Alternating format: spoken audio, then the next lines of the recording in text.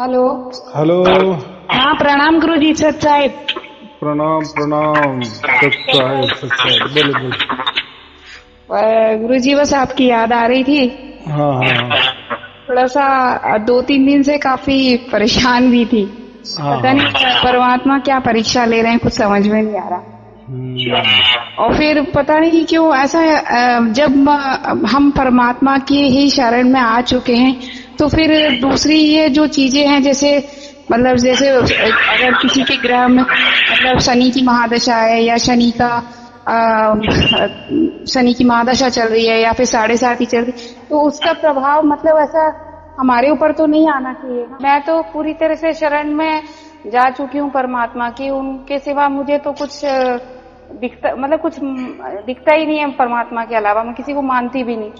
तो पता नहीं आजकल क्या परीक्षा ले रहे हैं, मैं वो भी नहीं समझ पा रही। मतलब 2-3 दिन से बहुत कुछ ना कुछ ये हो रहा है इंसिडेंट। समझ नहीं आ रहा है ऐसा क्यों हो रहा है। एक तो पहले वो 2-3 दिन से लॉस हो रहा है और आज भी एक लॉस हो गया। होने तो जो जाना है वो जाएगा और जो आने वाला है उसको कोई रुकावट नहीं होगी, और जो जाने वाला है उसके लिए भी कोई रुकावट नहीं है। तो जो लेना देना है ना, परमात्मा के हाथ में ही छोड़ देना। बस तेरी इच्छा तेरी मर्जी, जैसा तू रखे वैसा ही चलने दे। हमारा तो उसमें कोई मेरे ये नहीं मन में मेरे मन में वही रहता है कि लाभ हानि सब परमात्मा के ही द्वारा आता है।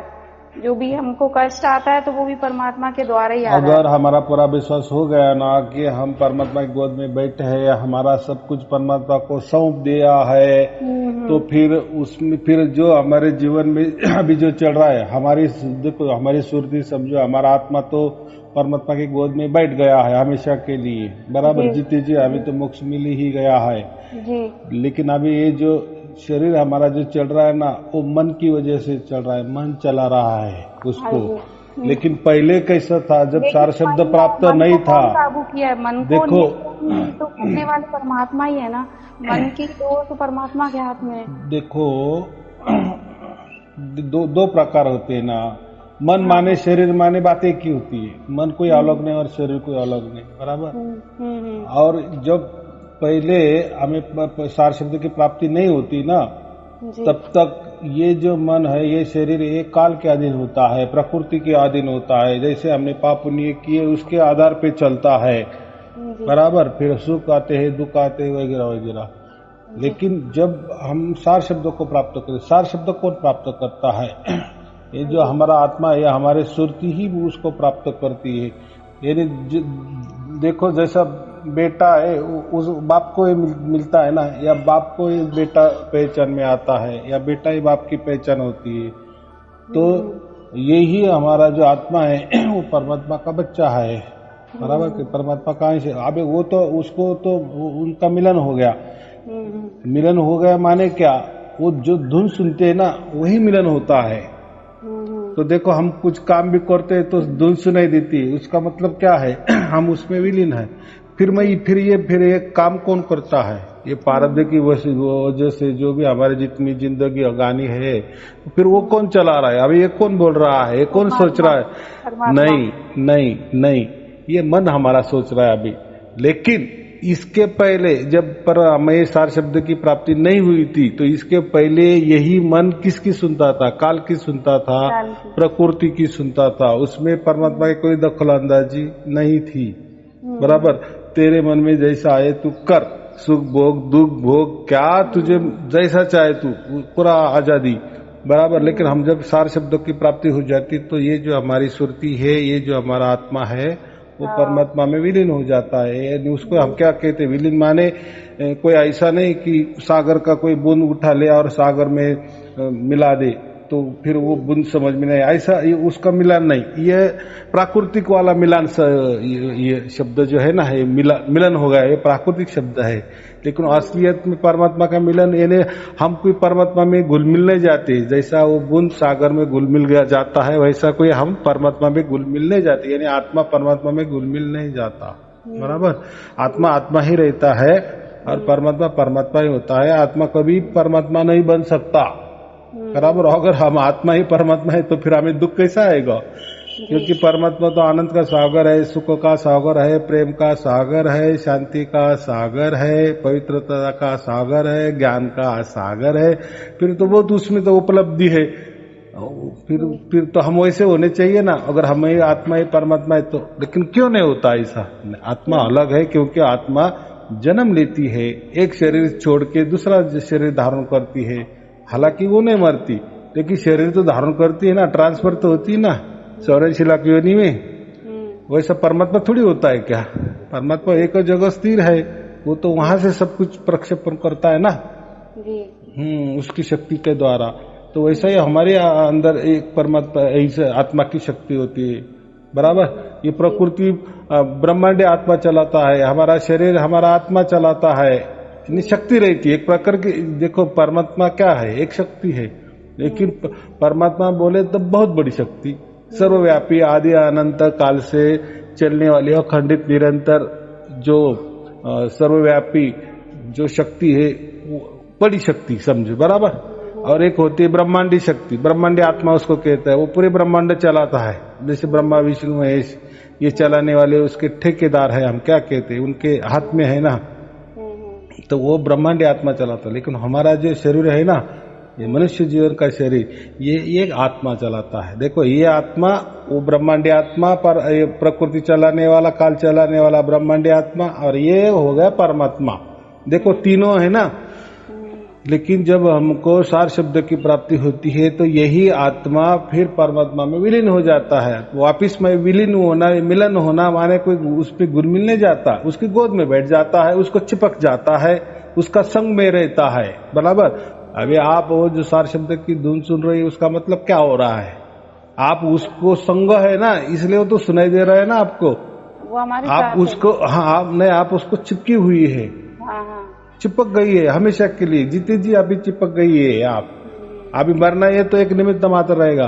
फिर ये तो होगा, यहाँ तक तो समझ में आया। लेकिन फिर अभी तो मेरा तो जीवन चल रहा है, मैं तो बोल रही चल रही, मैं तो सब कुछ कर्म कर रही है, सुख दुख भी भोग रही है। ये कौन कर रहा है? ये हमारा मन कर रहा है। जब तक हमको सार शब्द की प्राप्ति नहीं थी तो यही मन किसके अंडर काम करता था? प्रकृति के अंडर काम करता था, काल के अंडर काम करता था, बराबर। या आत्मा के अंडर काम करता था हमारी। लेकिन अभी हमारी आत्मा तो इधर परमात्मा की गोद में बैठ गई, बराबर, जीती जी। और उसका एहसास भी हमें हो रहा है, उसका प्रूफ भी हमें मिल रहा है ना, निरंतर अखंडित मिल रहा है। लेकिन अभी ये जो मन चल रहा है ना, अभी ये परमात्मा के अधीन में चल रहा है। ये थोड़ा इधर अभी थोड़ा उल्टा हो गया। पहले प्रकृति के साथ में चलता था, उसकी वजह से चलता था, उनके मुताबिक चलता था, काल के मुताबिक चलता था। लेकिन जब हमें सार शब्द की प्राप्ति होती है तो यही मन फिर किसके अंडर में आ जाता है? परमात्मा के अंडर में आ जाता है। इसलिए मैं क्या कहता हूँ, तो जीवन तो चलने वाला ही है। पहले जीवन में और ये जीवन में कोई फर्क नहीं गिरता। लेकिन फर्क क्या गिरता है? क्योंकि जीवन हम क्यों जी रहे हैं? तो जो कुछ लेना देना है ना प्रकृति का, इसलिए तो हमारे पास उम्र है ना, इसलिए हम जिंदा है ना। वो जब तक हम नहीं चुकाते तब तक हमें तो जिंदा रहना ही है, बराबर।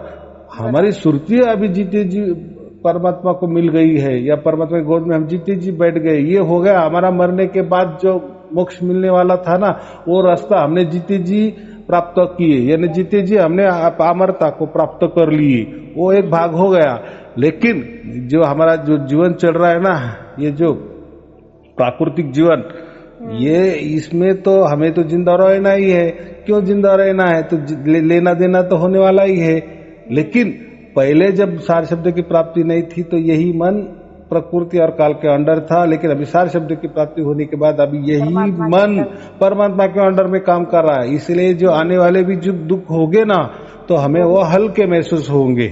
परमात्मा की तरफ से आएंगे वो भी, परमात्मा की वजह से नहीं। वो तो जो सुख दुख है वो तो प्रारब्ध की वजह से हमारे तय है ना। पहले क्या किए है हमने गड़बड़ी, तो उसके हिसाब से हमें प्रारब्ध भोग मिल रहा है ना। पर उसको हैंडल तो परमात्मा कर रहे हैं ना अभी। देखो परमात्मा कर रहा है, लेकिन किससे द्वारा कर रहा है? ये मन के द्वारा। एक मन को काम को लगा दिया है। इतना बारीक बारीक काम परमात्मा नहीं करता है। तो देखो वो परमात्मा का ही प्रतिनिधि हो गया ना हमारा मन।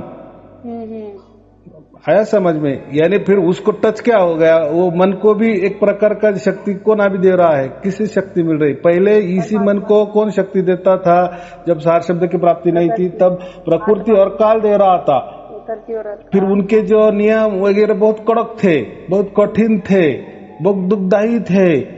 लेकिन अभी जब यही मन अभी परमात्मा के अंडर में आ गया ना, अभी परमात्मा का शक्ति उसको मिल गई ना, नियंत्रण में आ गया ना, तो जीवन तो चलना है प्रकृति की वजह से। पहले जो कुछ भी किया है वो तो लेना देना है। तो लेकिन जो भी दुख आते हैं हमें, वो हल्के हो जाते हैं। बस इतना ही होता है फर्क। क्योंकि क्यों ऐसा होता है? क्योंकि हमें आगे बाद में अभी जन्म नहीं ना। अच्छा। जब सार शब्द की प्राप्ति नहीं थी तब तक हमारा आगे जन्म था। हो सकता है 84 लाख योनि थी। फिर उसमें वापस हम देखो, अभी जिसको सार शब्द की प्राप्ति नहीं, वो तो उसका जीवन तो चल रहा है ना, पाप कर रहा है, पुण्य कर रहा है, मजे मार रहा है, कोई ये भी कर रहा है, ऐसा कर रहा है, वैसा कर रहा है, सब कुछ कर रहा है। उसको कोई अभी लेना देना नहीं। उसके वजह से जैसा वो पाप करेगा तो उसको वैसी योनि मिलेगी। अगर पुण्य किया तो उसको आगे वाली आगे वाले जन्म उसको तो लेने हैं, तो उसको तो भोगना है। लेकिन हमें यहाँ गड़बड़ हो गई ना। हम अभी जीती जी परमात्मा को मिलन हो गया ना, हमारा परमात्मा की गोद में बैठ गए ना, तो हमारा आगे जीवन नहीं ना। लेकिन ये जो प्रारब्ध तो हमारा जो चलने वाला, वो प्रारब्ध तो हमारे पहले पिछले कर्म का हिसाब से हमें प्रारब्ध मिला है ना। और ये बीच में ये हमें परमात्मा की प्राप्ति हो गई, बराबर, हमारे भाग्य से। लेकिन जीवन तो थोड़ा तो चलने वाला ही है ना। मतलब जो अभी जीवन जितना भी चलेगा, मतलब वो जो भी सुख दुख आएंगे वो परमात्मा के ही नियंत्रण से आएंगे। हाँ, नियंत्रण में आएंगे। बराबर बराबर। इसलिए वो हार्ड नहीं होंगे, ज्यादा हार्श नहीं होंगे, ज्यादा तकलीफ देही नहीं होंगे। लेकिन दुख तो आएंगे, क्योंकि ये जो सुख और दुख ये प्रारब्ध की वजह से हमको आ रहा है ना। ये प्रारब्ध कैसा बनता है? वो पिछले जन्म ने हमने जो की पाप पुण्य किए उसके वजह से प्रारब्ध है ना। हाँ जी। जब हमारा वो पिछला सब कुछ हिसाब मिट जाता है तभी हम मर जाते हैं। फिर हम क्या कहते हैं? अभी इसका प्रारब्ध खत्म हो गया। लेकिन हम जिंदा है तो इसलिए प्रारब्ध का तो चलने वाला है ना, पिछले वाला पाप पुण्य को तो चलने वाला है। लेकिन हमें अभी सार शब्द की प्राप्त हो जाने के कारण अभी जो हमको पाप पुण्य का जो हिसाब चुकता करना है, जीते जी वो भी, जैसे जीते जी तो हमने मोक्ष की प्राप्ति कर ली, तो जीते जी भी अभी ये प्रारब्ध तो चलने वाला है ना हमारा, सार शब्द प्राप्त करने के बाद। तो उसमें बहुत सारे खुशियां होता है, आनंद मिलते हैं, सुख ज्यादा मिलते हैं, और दुख जो होते हैं जो ज्यादा प्रारब्ध की वजह से आने वाले है या आ रहे हैं, तो वो थोड़े हल्के हो जाते। फर्क इतना हो जाता है, इतना कठिन नहीं होते। और जब तक मतलब हम प्रकृति में रहते हैं, और अगर कोई हमारे पर जैसे मतलब जैसे ये जो तंत्र मंत्र करने वाले होते, कोई टोना टोटका तंत्र मंत्र कर देते हैं, मतलब एक दूसरे से जल के या फिर एक दूसरे से मतलब बैर करके, और मतलब या फिर हमारे ऊपर किसी प्रकार की ग्रह दशा वगैरह होती है, तो वो भी मतलब वो परमात्मा शांत कर देते हैं। मतलब उनका जो हमारे ऊपर जो तांत्रिक प्रयोग किया गया या कुछ खिलाया पे, तो वो भी हमारे ऊपर से निकल जाता है। देखो, मंत्र हो, तंत्र हो, ग्रह दशा हो, ये ग्रह माने क्या है? ये प्रकृति का विषय है ना। मंत्र तंत्र कहाँ हुए? यहीं के पैदा हुए ना, किसी ने तो पैदा की है। ये प्रकृति वाले है ना। हाँ, तो अभी देखो, जब हमें सार शब्द प्राप्त नहीं था ना, तो हम प्रकृति के अंडर थे ना, काल के अंडर में था ना, तो इसलिए वो फिर मंत्र तंत्र उसका जो कुछ प्रभाव है वो चलता था ना। लेकिन अभी हमें जीते जी परमात्मा को प्राप्त कर लिए ना, अभी और जो मन है, अभी वो मन परमात्मा के अंडर में आ गया ना, तो ये मंत्र तंत्र को भी समझता है। जो मंत्र तंत्र वाली जो देवता है, समझो उसको भी समझता है ना कि इन्होंने क्या प्राप्त किए, तो वो दूर से ही नमस्ते करके चले जाते हैं। तो क्या ग्रह काल वो क्या करने वाले हैं, तो उनको समझता नहीं क्या? वो तो उनकी बुद्धि तो ज्यादा ही रहती है ना। अगर वो दूसरों को यानी हमको दुख दे सकते हैं, तो उसका मतलब क्या है? उनकी शक्ति ज्यादा, इसलिए हमें दुख दे सकते हैं ना। या जब आप बोल रहे ग्रह बाधा बोले, कुछ जो भी बाधा बोले, तो जब हम प्रकृति के अधीन में थे, प्रकृति के अधीन से चलते थे, काल के अधीन से चलते थे, तो वो हमें और वो मंत्र बोले तंत्र बोले ये प्रकृति वाले है ना, तो इसलिए उसका दुख हमें ज्यादा होता था।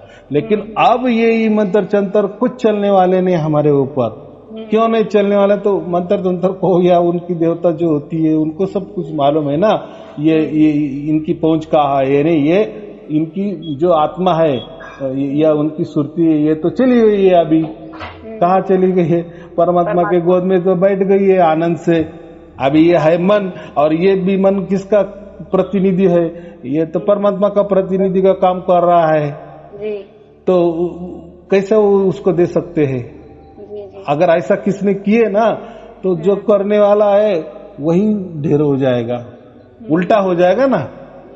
पहले ऐसा नहीं था, पहले सीधा हमारे ऊपर वार करता था, क्योंकि मंत्र भी प्रकृति वाले, हम भी रह रहे प्रकृति में ही।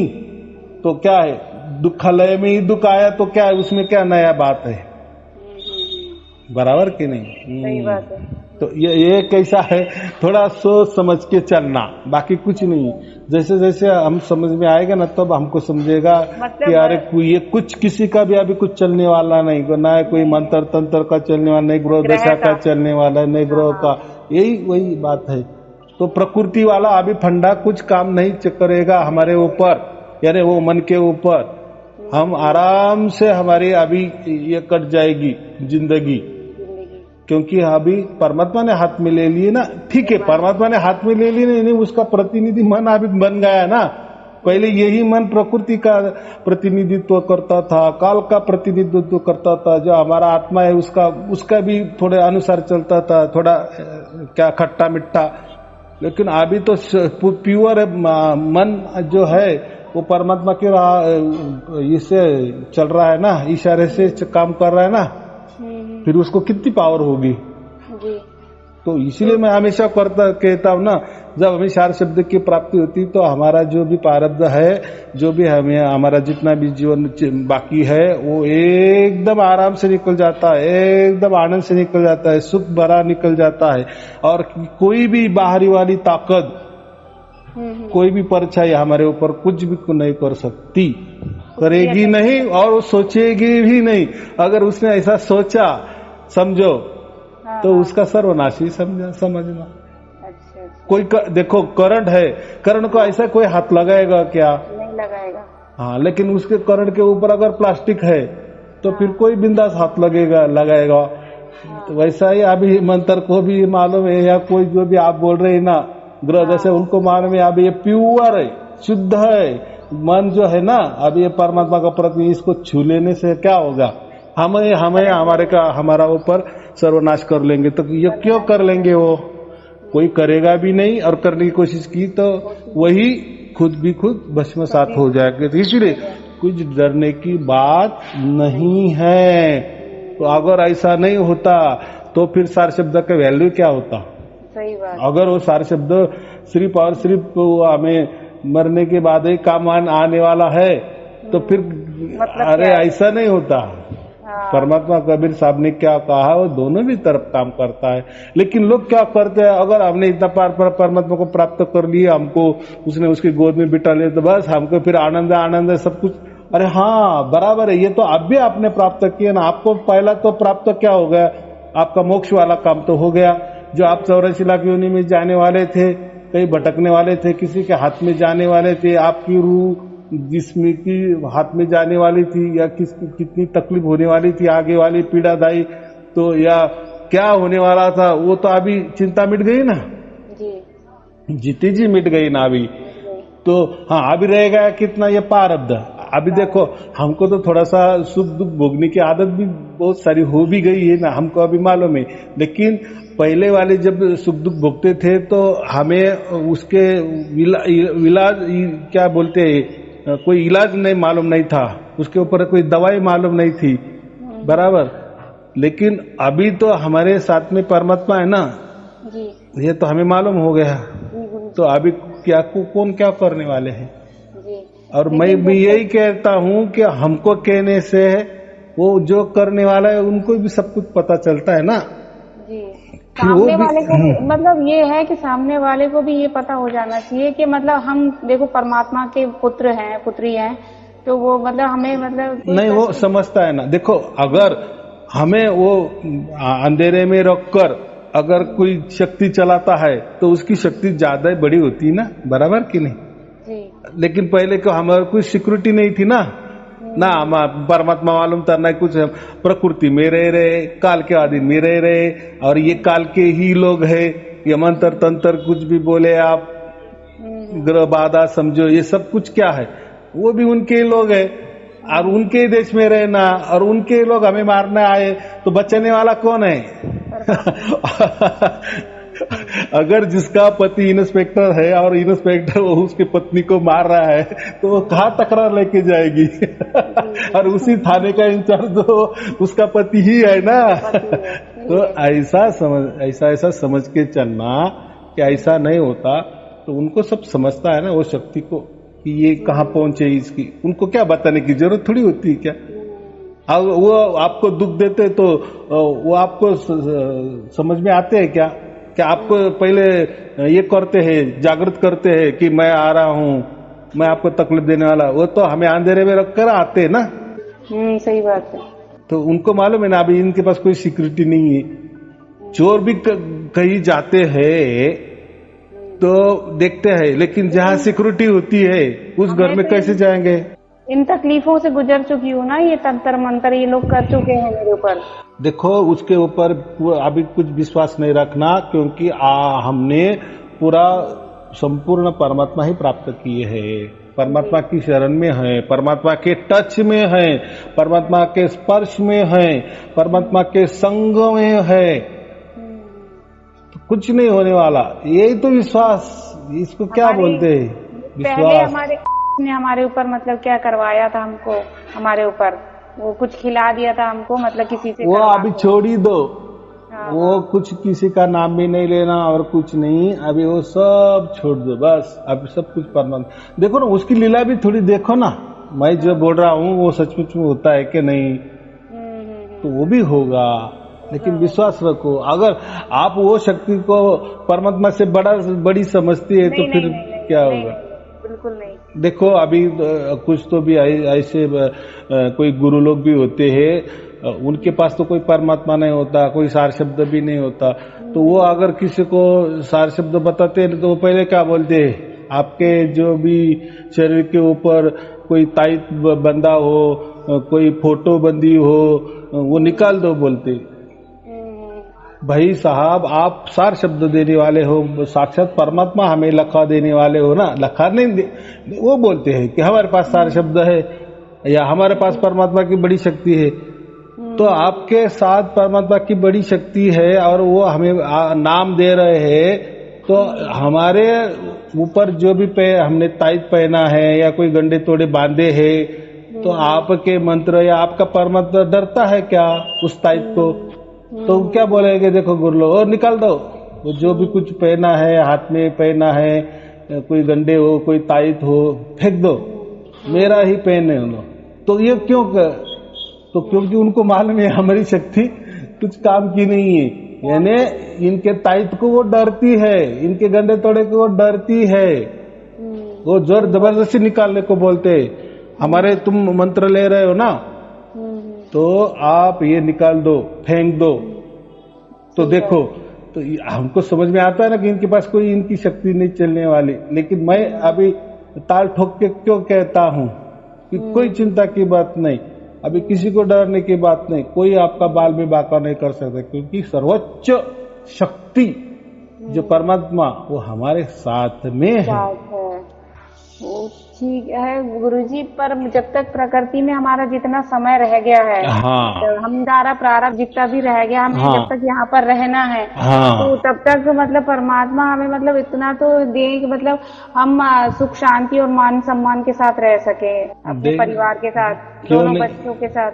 क्यों नहीं, सब देगा, सब बराबर होता है। वो कोई बोलने की बात नहीं होती। कोई लोग बोले कि हमारे ऊपर कोई संकट आया तो हम कैसे प्रार्थना कर रहे हैं। कोई प्रार्थना करने की जरूरत नहीं। और परमात्मा ही आपके साथ में है, स्पर्श में है, टच में है, उसके गोद में आप बैठे हो, तो आपको समझता है। और परमात्मा को जो साथ में है उसको नहीं समझता क्या?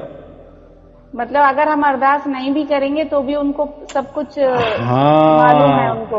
1,01,00,000% की बात की वो सब समझता है। समझते हैं। हाँ। फिर वो परमात्मा क्या काम का, उसको अगर कुछ समझता नहीं, उसको हम बोले, हम प्रार्थना हमें किए तो बताना भी पड़ रहा उसको, है। हाँ, प्रार्थना हाँ, क्यों हाँ। की जाती है? बहुत धर्मों में प्रार्थना के ऊपर भी धर्म बने हैं, लेकिन वो क्या कहते कि है कहीं तो भी परमात्मा, हम यहाँ से अरदास करेंगे तो उस तक पहुंच जाएंगी, हालांकि कहाँ जाएंगे वो उनको ही मालूम नहीं, इसलिए तो वो खाली कमरे में प्रार्थना करते हैं ना, बराबर कि नहीं? उनको ऐसा लगता है कि हम प्रार्थना किए तो फिर परमात्मा को पहुंच जाएंगे, लेकिन वो उनको परमात्मा का ठिकाना मालूम नहीं, पता भी मालूम नहीं, कुछ नहीं मालूम नहीं, लेकिन कर रहे हैं ना, चल रहा है ना, उनका धर्म भी चल रहा है, पंथ भी चल रहा है, बराबर। तो लेकिन अभी तो ये हमारे साथ तो क्या घटना है, हमारे साथ तो स्वयं परमात्मा के स्पर्श में हम है ना, तो इसके अलावा और क्या ज्यादा चाहिए? हम इतने भाग्यवान हैं कि हमारे साथ स्वयं परमात्मा है, या परमात्मा हमारे संग है। देखो, ऐसा कोई बोलेगा कि मेरे साथ परमात्मा, फिर आपके साथ कैसा होगा? वो मेरे साथ है तो फिर आपके साथ कैसा आएगा? सबके साथ कैसा होता है? तो ऐसा नहीं होता। इसलिए मैं क्या कहता हूँ, वो जो परमात्मा है एक रेलगाड़ी समझो, और वो रेलगाड़ी ऐसी कि उसका शुरुआत भी हमें मालूम नहीं और उसका एंड भी मालूम नहीं, लेकिन चल रही है, आदि अनादि अनंत काल से चल रही है, अखंडित चल रही है, निरंतर चल रही है, बराबर। और वो जो है इतनी बड़ी कि उसने सबको व्याप्त भी किया है, ऐसा समझो, इतना बड़ा उसका राउंड है। वो कहाँ जा रहे हैं वो भी मालूम नहीं, स्पीड से जा रहे हैं ये भी समझ रहा है, और कहाँ उसकी शुरुआत हो गई, कहाँ उसका एंड है वो भी मालूम नहीं, लेकिन उसने हमको बिठा दिए ना, उसने जगह दे दी ना उस रेलगाड़ी में, तो ऐसे भी सबको दे दी ना उसने।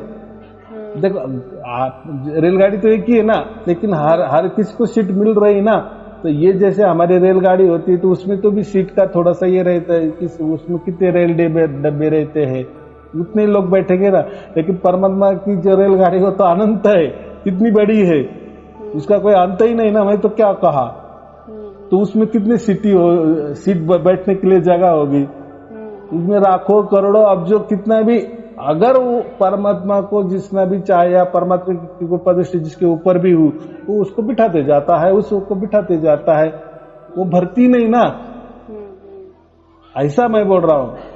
तो या ऐसा दूसरा उदाहरण मैं देता हूँ, हजारों लाखों लोग हैं और एक रेलगाड़ी चल रही है, देखो हजारों लोगों को रेलगाड़ी दिखेगी ना, हाँ, देखना माने ऐसा समझो कि रेलगाड़ी परमात्मा समझो, देखने वाले हम समझो, तो वैसा ही ये जो हमारे संग है ना, तो परमात्मा की रेलगाड़ी ही हमारे स्पर्श से हमारे यहाँ से गुजर रही है और हम उसमें बैठे हुए हैं, और वो जो चल रहे है ना, जैसे हमारी जो असलियत में रेलगाड़ी उसका भी धड़ आवाज तो आता है ना, वैसा ये धुन हमें समझ में आ रही है, वो जैसी रेलगाड़ी चल रही है, ऐसा थोड़ा सा समझ के चलना, यानी आप रेलगाड़ी में बैठी हो इसलिए आवाज आ रहा है ना जी, आ रही है आपको, आप समझो ऐसी सचमुच में भी रेलगाड़ी में बैठ गई तो रेल का तो आवाज तो आएगा भी ना, और आपका मोबाइल किए तो किसी को फोन भी किए तो आपका कामकाज भी चलेगा ना, बैठे बैठे वहां बैठकर।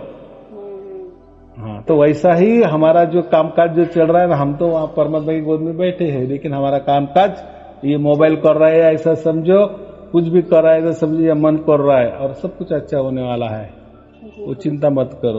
तो ये सब सोच समझ के बात है, सब अच्छा हो जाएगा। छोटे बच्चे हैं ना 2, उनके लिए कुछ कर ही नहीं पा रही, मतलब अभी मैंने काम शुरू किया था शेयर्स का, तो सोची थी परमात्मा की कृपा से उससे थोड़ा शायद कुछ अच्छा हो जाए बच्चों के लिए, मतलब मेरा क्या है, मैं तो परमात्मा की गोद में चली जाऊंगी, पर इनके लिए कुछ मतलब थोड़ा अभी हमारे जीते जी मतलब वो अच्छा देखना चाहती हूँ मैं। बराबर है, जो भी कामकाज हो, पहले कामकाज करने से पहले परमात्मा को समर्पित हो जाना जी। बस, परमात्मा तू ही अभी जैसा बुद्धि दे वैसा ही, देखो ऐसा नहीं करना कि फिर हमें फायदा हो जाने के बाद फिर बोलना हाँ परमात्मा तूने, और फिर थोड़ा सा ये लॉस हो जाने पर हम कहना कि नहीं परमात्मा तूने ऐसा कैसा कर दिया। एक बार कर दिए ना, उसको समर्पित हो गए ना, फिर उसकी मर्जी ना, वो लॉस पे ये करे, या नहीं तो ऐसा काम ही क्यों करना कि जो लॉस में जाए और फायदा में जाए, जैसे हमें खुशी भी मिले और फिर दुख भी मिले, ऐसा हम काम भी नहीं करे ना। परमात्मा ने थोड़ी बताया कि ऐसा काम करो, वही सब अलग काम करो चाहे तो, कि फिर ये टेंशन ही बात नहीं रहेगी, बराबर की नहीं। तो ये सब सोच समझ के चलना, जिंदगानी सभी के ऊपर, परमात्मा के ऊपर नहीं थोप देना थोड़ा। सुबह सो के उठी तो वो देखा कि कान में जो पहनी हुई थी गोल्ड का, वो भी पता नहीं कहाँ गिर गया। ये कैसा है, छोटी छोटी बातें होती है, वो होता है, ये तो संसार है, तो चलने वाला ही है ना। देखो इसलिए तो हम जिंदा है ना, प्रारब्ध तो भोगना ही है ना।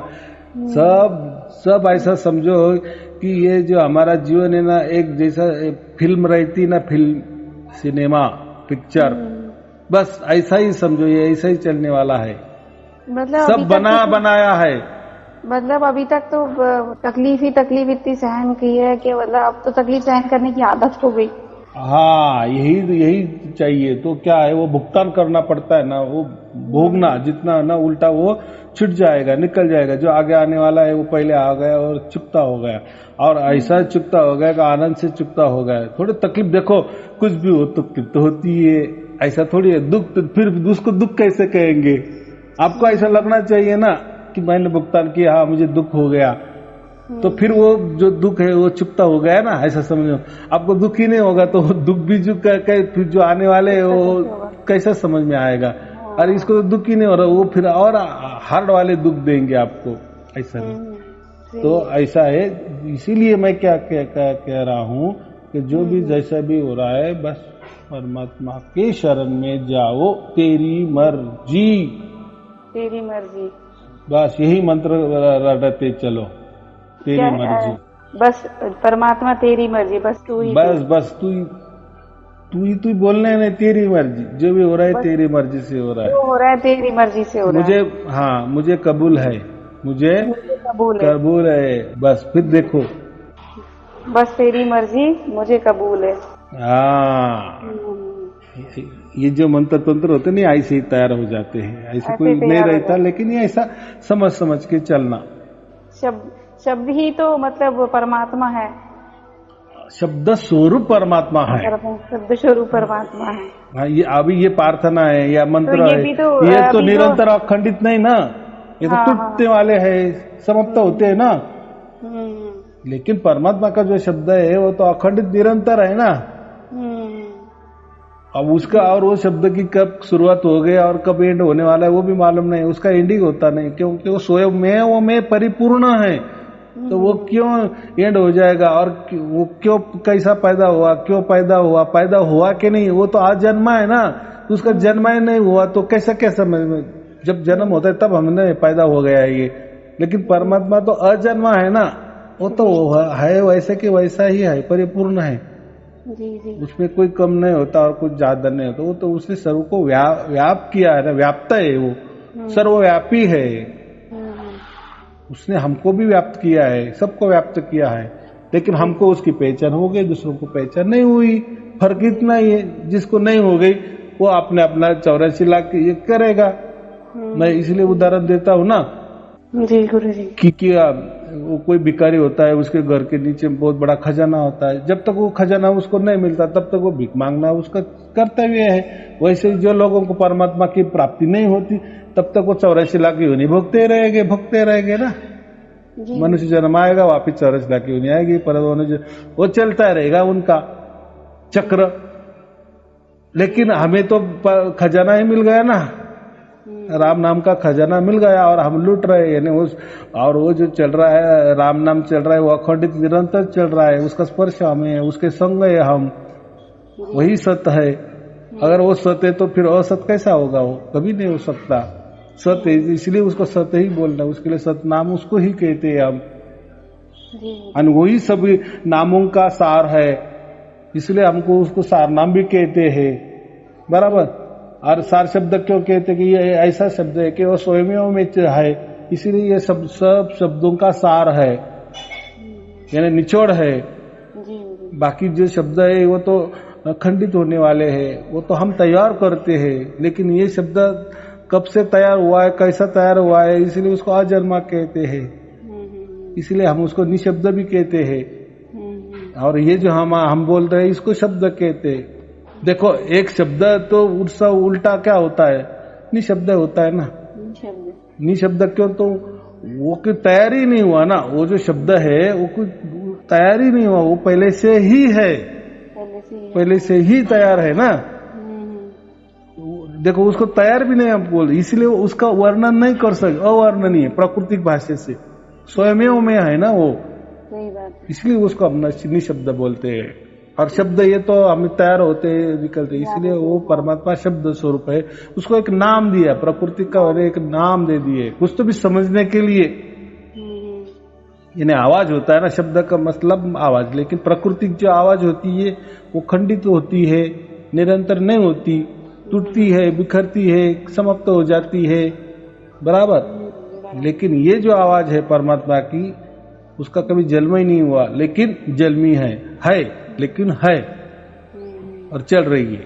और ऐसे ही आदि अनादि काल से चल रही है, अनंत काल से चल रही है, अखंडित चल रही है, निरंतर चल रही है। और उसने सबको व्याप्त कर लिए वो आवाज ने, इसलिए हम बोलते हैं ना उसने सब कुछ तैयार किया है, सबको तैयार किया है वो शब्द ने। हाँ, उसने ही 35 लाख ब्रह्मांड तैयार किए हैं, उसमें हम रहे, हमको भी उसने ही तैयार हुआ, आवाज से हम तैयार हो गए हैं। लेकिन उसको हमने पहचाना जीते जी, बाकी ने नहीं पहचाना। जैसे मैंने अभी भिखारी का उदाहरण दे दिया, उसको मालूम पड़ गया कि मेरे पास खजाना है, तो अभी क्यों भीख मांगेगा। जिस भिखारी को मालूम है कि उसके नीचे खजाना है, तो फिर वो तो भीख मांगना उसको चालू रहेगा, 84 लाख नहीं भुगता रहेगा। इतना सिंपल बात है। तो चलो छोटी मोटी चीज के लिए परमात्मा को कोई ये नहीं करना, परमात्मा को सब समझता है बस। जी देखो जैसे हमारा बच्चा होता है, अगर हमारा बच्चा तकलीफ में होता है तो हमको भी तकलीफ होती है, हमें दुख होता है, और हम उनके दुख को दूर करने की कोशिश करते हैं, हमारे जो बच्चे। तो ऐसे ही तो हम परमात्मा के भी बच्चे हैं, उनके पुत्र पुत्रियां हैं, तो उनको जब हम तकलीफ में होते हैं तो उनको भी तकलीफ होती होगी ना, परमात्मा को भी, कि हमारा पुत्र तकलीफ में है। एकदम बराबर, उसको सब समझता है ना, और वो हमारे लिए करता भी है, हमारा दुख भी दूर करता है। लेकिन हमको नहीं समझ में आता ना कि उसने दुख दूर किए। तो अभी ऐसा समझो कि प्रकृति में हम रह रहे, जन्म से आज तक हमने कितने दुख हमारे आए और गए भी ना, आए और गए भी।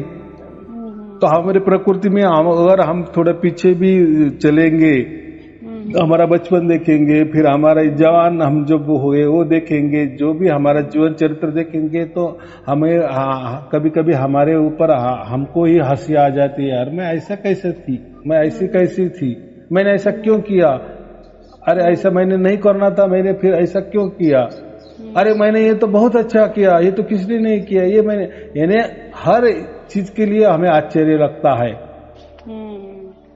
हाँ, तो ये बात होती है। तो ऐसा ही जीवन है, तो ये परमात्मा का जीवन है। ये तो प्रकृति जीवन तो हम समझ सकते हैं वैसा ही, लेकिन परमात्मा का जीवन ये अलग है। लेकिन कब समझ में आएगा, कब, क्योंकि परमात्मा स्वयं में परम आनंद है ना, परम सुख है ना, तो वो चला रहा है, उसका मतलब हमारे जीवन में आनंद आना ही चाहिए, सुख आना ही चाहिए, आता ही है।